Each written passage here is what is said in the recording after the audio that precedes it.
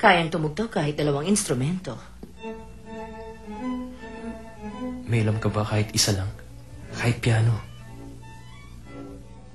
Kung ganoon sa espesyal na araw na ito, hilingin natin sa kanya na tumugtog siya ng musika. Hindi po, Auntie. Nasa bahay po ang instrumento niya, kaya mamaya na lang po siya. Wala po.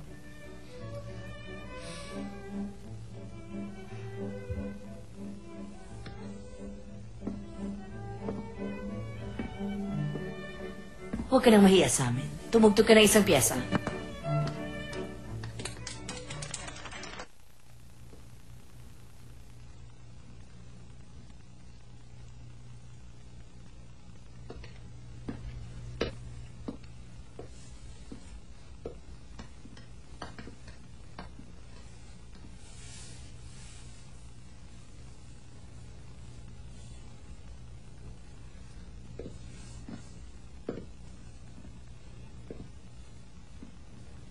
Auntie, huwag niyo pong gawin ito.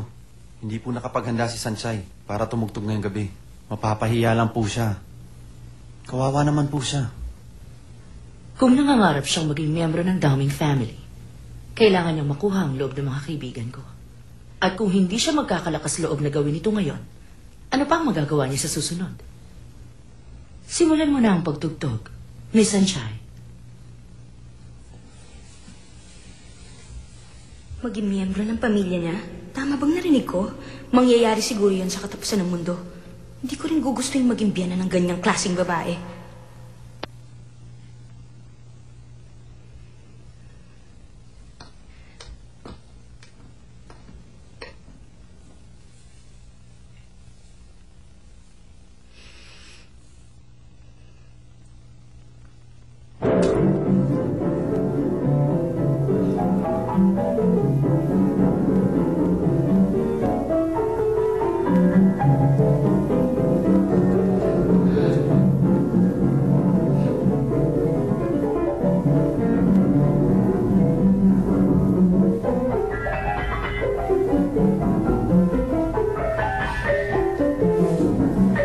Ginagawa mo?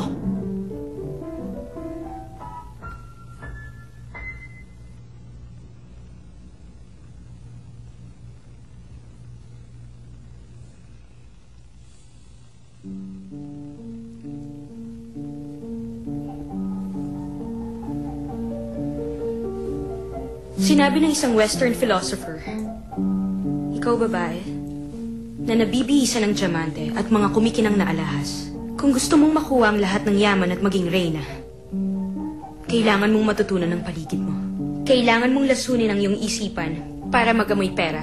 Kaakit-akit pero para ka namang mamamatay tao. Ikaw babae. Kung gusto mong sumaludo sa yaman ng mundo at maging tanyag sa lahat, maging makapangyarihan ng mga kamay, huwag mo na uling hahangarin pang maging masaya ang buhay. Dahil siguradong mawawala ito sa'yo. Ang iyong tinig, wala ka nang maririnig kundi lungkot. Sisirain ng yaman mo ang iyong pagkatao at pati na rin ang iyong kaluluwa.